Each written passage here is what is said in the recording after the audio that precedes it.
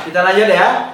Sobat semua, sekarang kita ingin bahas ini tingkat atau level toddler. Atau mungkin perusahaan Anda sudah berjalan mungkin 3-4 tahun, jadi masih di bawah 5 tahun lah ya. Jadi secara ciri-ciri yang mirip juga anak-anak balita. Apa yang pertama? Secara tujuan, ketika Anda ada di level ini, tetap tujuan perusahaan Anda itu ingin survive dan ada ruang untuk tumbuh. Tetapi ada satu nih yang penting. Ini yang menurut saya luar biasa. Anda sudah merasa bahwa Anda tuh sudah mulai membangun suatu perusahaan. Tidak lagi yang masih bayi itu ketika semuanya itu berpusat dengan Anda. Tapi dia sudah mulai berbentuk perusahaan.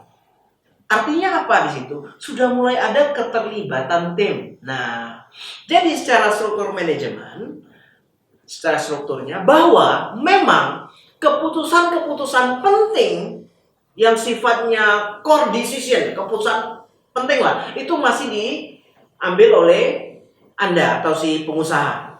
Tetapi yang sifatnya operasional, Anda sudah mulai bagi-bagi nih. Jadi sudah mulai ada tim Anda di situ, ya. Tapi sifatnya kembali lagi yang penting masih dipegang oleh Anda. Yang kedua apalagi otoritas. Otoritasnya masih sangat kuat, berpusat kepada si owner, ya, sangat kuat di situ, ya.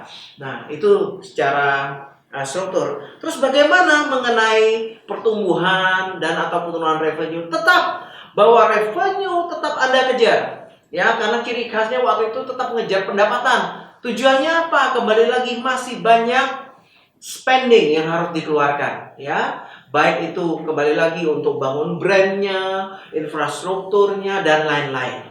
Ya. Terus bagaimana dengan problem yang dihadapi? Kembali lagi, hampir sama dengan pada masa infansi, cuma di sini ada problem yang sudah mulai cukup serius nanti di sini. Problem pertama ada tetap cash flow, ya, karena kebutuhan pengeluaran banyak. Di satu sisi Anda ingin mengejar revenue. Yang kedua adalah biasanya sistem belum benar-benar terbentuk. Ya, kebanyakan mungkin masih banyak manual, SOP belum ada, semuanya masih berpusat kepada Anda sehingga masih secara manajemen sebenarnya cukup kacau balau lah waktu itu, ya. Yang ketiga, nah ini nih biasanya. Yang tadi biasanya kalau waktu di invensi itu problem kadang mungkin Anda ciptakan sendiri. Nah, sekarang tim Anda bisa menjadi sumber problem juga.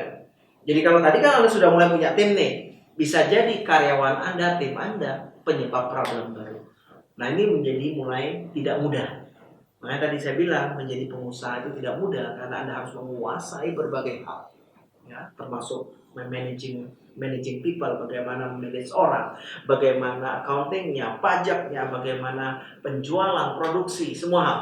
Nah, yang luar biasa sekarang rewardnya.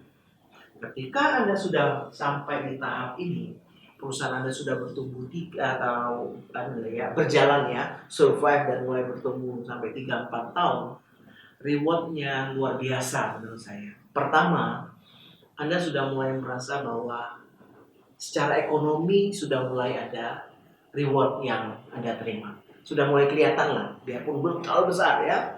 Yang kedua, yang luar biasanya, Anda sudah mulai ada kebanggaan. Brand yang tadi mulai dari awal Anda lahir, terus dia bayi dan sekarang sudah mulai jalan 3-4 tahun, itu Anda bisa ada suatu pride, kebanggaan bagi Anda.